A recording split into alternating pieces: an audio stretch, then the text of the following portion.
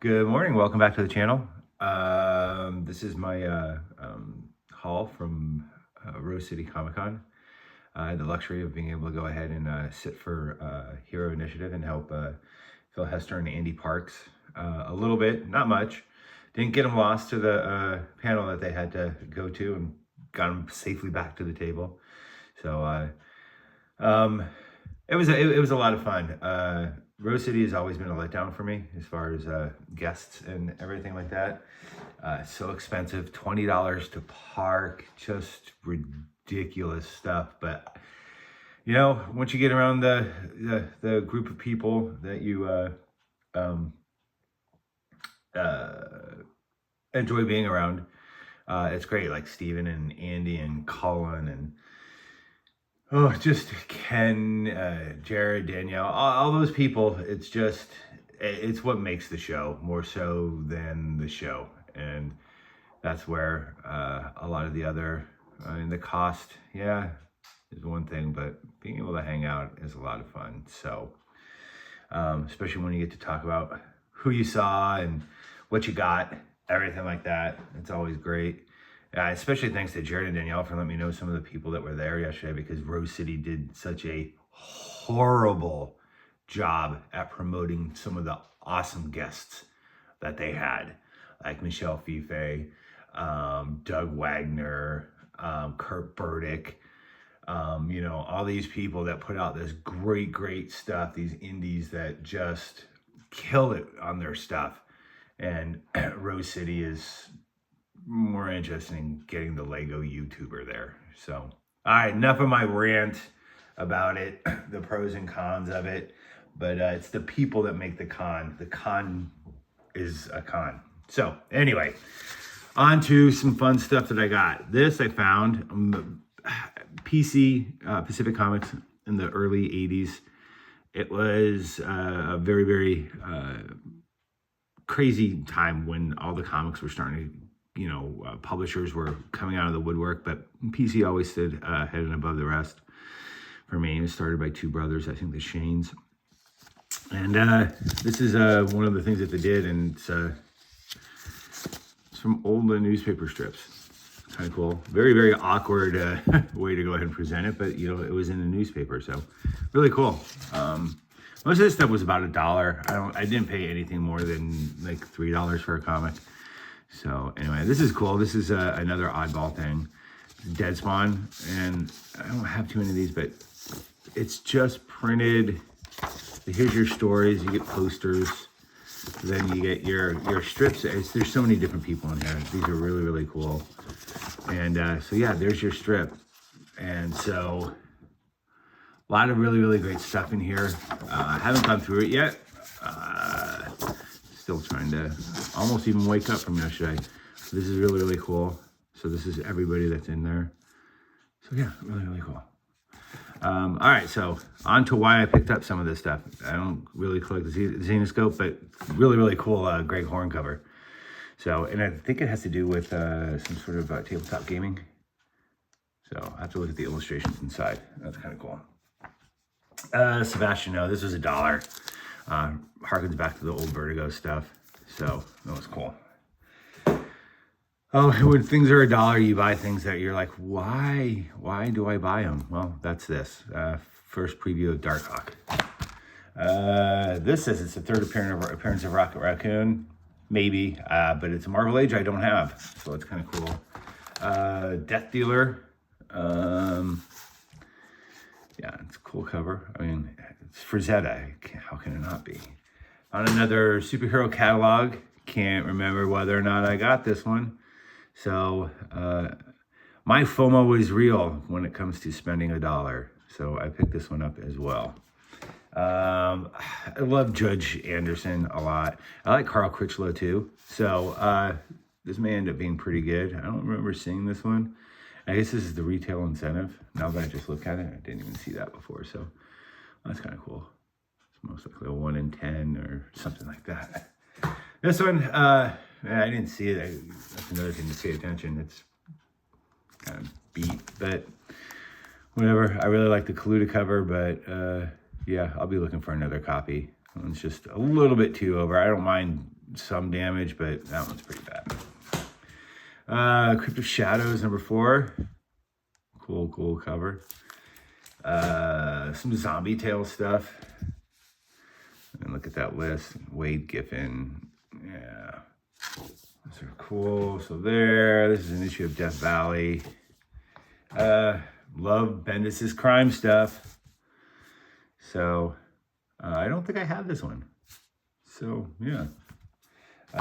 Copy of Resident Evil. I do have this one. This will just be going into the back issues. Man, I can't believe I found this. Nice copy of Zenitsu Tales. I think this was like $2, but that's number 1. That's pretty cool. I mean, Mark Schultz's stuff is just so gorgeous. So that's cool. Andy found this for $1 and paid him instantly because it's crossed. And I think it's just a poster and the glasses. I think I actually even have this as well. But, you know, whatever. You get caught up in it. The hullabaloo. Some more martial law. Kevin O'Neill, Pat Mills. I'll always pick these up if I find them for $1. Negative Burn. It's a great anthology. It's got some great people in it too. So, yeah, that. Oh, some X-Files. I think, yeah, I got number 2. That's the original number 2. So that, and then there's a collected version of 1, 2, and 3. So again, just cheap back issue stuff that I like to get. Trident Comics. I'm not even sure. I don't know if I have this one. It's been so long. So may have been a point where I got rid of some, thinned out the collection, and then they're like, oh, I want that back in there. So that. Then I ended up, these were $1, and so I can't, I mean, it's got Steve Leialoha, it's got early Dave Sim, I think we've got Michael T. Gilbert in some of these, and so, yeah, just picked all these up for $1 each. Good indie stuff. So, yeah. No, 4 through 6. Oh, wait, 3, was that 3? 3, 4, 5. Yeah, 5, 6. All right. So, Silent Hill. Always get my video game comics.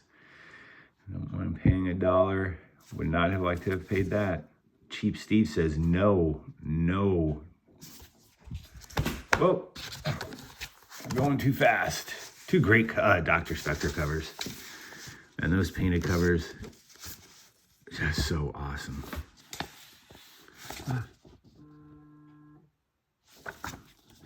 Super cool. And then Amazing Heroes. I'm not too sure. I guess, I mean, really, is it the first cover of Alpha Flight? Not too sure, but doesn't matter. I don't have this one. I love the Amazing Heroes stuff. And John Byrne cover for a great comic that I loved at the time. It's really cool. Got Black Magic number 1, some Kirby goodness.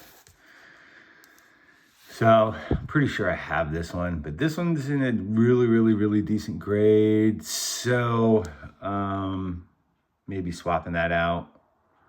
That one's fun. Yeah, Masters of the Universe number 3. I know I have issue 1, and so I got number 3, and maybe in 2, 3, 4 years, I'll realize I need number 2, and I'll pick that one up. We'll see. Witching Hour. That's a cool one. Really like that. I love the cats. I like when they get the cats on there.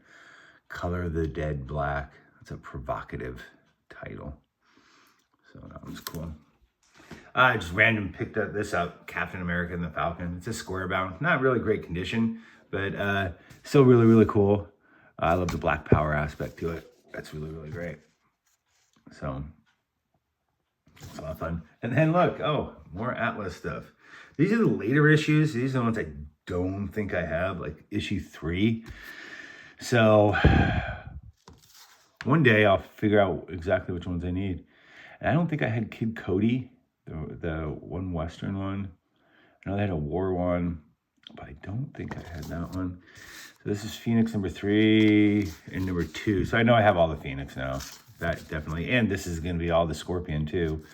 They got number 2 and 3. What a change. I mean, you go from even the first issue, it just went into this spiral from a cool buccaneer kind of guy into a superhero thing. Ugh. Oh, I saw this. I've never seen this cover before, but what a great cover. I'm not too sure who actually does the art, but I thought it was just a super cool cover. Really not a big fan of Superman, but the composition, everything was just really, really great. So yeah, I had to pick that up. It was a couple bucks. Yeah. And this one I got just again for the cover. I mean, you got Vision and Scarlet Witch and Silver Surfer. Some really, really cool bronze stuff. So this one was, I think, $2. It's a great cover. And I need it too for my Avengers stuff. These were $1 a piece. These 2 Super Team families. So they're just kind of fun covers. Then when I got there early, got into some of these boxes real quick, and I found these 4 British UK variants. So I do like the UK and foreign stuff. So I was able to come down or walk out with Deathlock the Demolisher from Astonishing Tales. So that was a cool one. This is the one I was really happy about. The Marvel Spotlight, but Scarecrow. So get some UK variant goodness there, and Avengers. UK variant. I wish I had had more time to go through them. These were the only ones I found in like the first box. And I was like, but I had to get over to where I was supposed to be. And that one with the Constrictor, that's awesome. So yeah. Yep. And then, so this is the stuff I brought to get signed. I really like Kyle Starks. I like his work.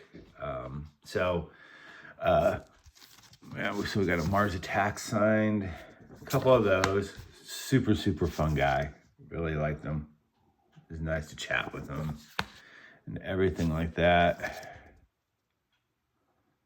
So, yeah, those are signed. And then Peacemaker Tries Hard. One of the best books. I mean, it was so funny. This was such a good series. Yeah. Him there. And got him on the Barons cover. Which is all right. I mean, I wish I could have found my other covers, though. But my stuff is unfortunately spread out over a lot of different areas. So there's that. And then that's Fife. Where's...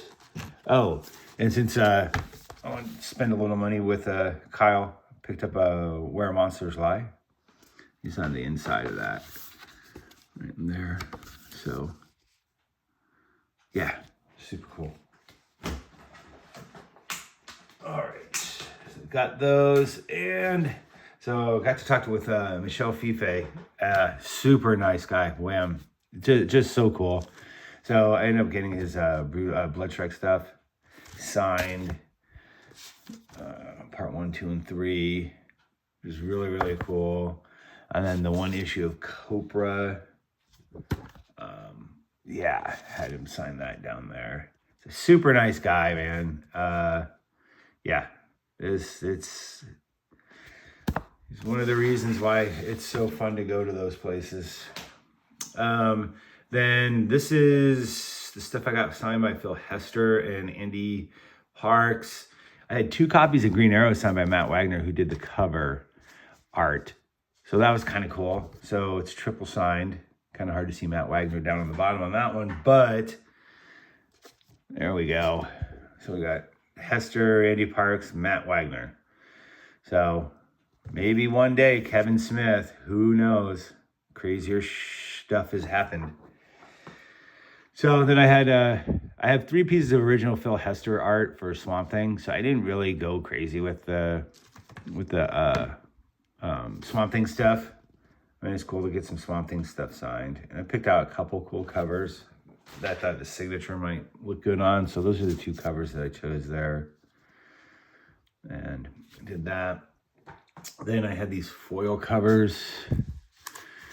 Kind of hard to see with the reflection. So they did, Hester did a little sketch on that one and Andy did that. But on this one, they both did a sketch of Green Arrow. So well, it's kind of cool. I had a sketch cover, but they were so backlogged. They were so busy trying to go ahead and do other stuff that I was just like, I'm not even gonna bother. We got that. And then last, Doug Wagner, who has done plastic, vinyl, plush, The Ride. He's all 18 gauge press. Yeah, it's fun, crazy, wonderful stuff. Narco apparently was, I was like, man, I don't have this. I was like, man, issue 1 through 5, I don't remember this ever coming out. Well, it's because it didn't. It was all done via Kickstarter. So I almost got the, whatchamacallit, a plastic, like oversized. But I was like, let's get something that I didn't have. So there's that. And then he signed the interior right there, which is cool. Can't wait to read this one. Narco's good. And then Kurt Burdick, who does Death of Power. He's done a lot of other stuff. I have to go grab it. So I'm just going to yak as I walk away, try and find it. And here they are. Death of Power is the most ultra-violent version of the Death of Superman. It's an homage. It's not any copyright infringement. But he did a preview. And this is the preview. Yeah. And so he signed that. And check him out online. Death of Power. Just insane stuff. Fun. And also got a sticker. And he also gave me one of his little mini comics. So, yeah. And last, I got Patrick Reynolds. I did some modeling for him for Bloodstained Teeth and also Gunslinger Spawn. Deadly Tales of Gunslinger Spawn. So he doesn't do the original art anymore. From Bloodstained Teeth, I got 2 pieces of original art that he gave me. These are 1-of-1 inked prints. And so there's me. That's kind of hard. There's me up top. I'm in a lot of different, I die very, very horribly in all of his stuff. So it's fun. But yeah, it comes with a COA and it's kind of hard to see in the back, through the back there, but it's stamped and everything on the back. But really, really fun to see Patrick again, catch up with him. Congrats on getting engaged and everything like that. So yeah, that's it. It was a fun show. Glad I am only doing it for one day. So my knees are like, boy, you just need to settle down. That's the haul. So anyway, next thing is going to be Frankenstein's Comic Swap, October 18th at Lloyd Center from noon to 5. 11 to 5. I can't remember what early bird is. Early bird is $5. If you come at the normal time, it's $1 to get in. It's one of the best shows. I'm telling you, come out. You can find some crazy, crazy fun stuff out there. I'll be out there. All the cool cats, Steven and Ren and Andy and let's see. I'm not too sure if Jack's going to be out there this time, but and then we've got Cap City Comic Swap coming up in November. And I would be doing a disservice if I didn't show that. So yeah, we've got Cap City Comic Swap, Saturday, November 8th at the Salem Convention Center. It'll be a lot of fun. If it's anything like the first one, there's a lot of great stuff out there. So anyway, you made it 20 minutes. You are a legend. So hit like, subscribe, everything like that. And I'll see you at the next one. Thanks for watching. Bye.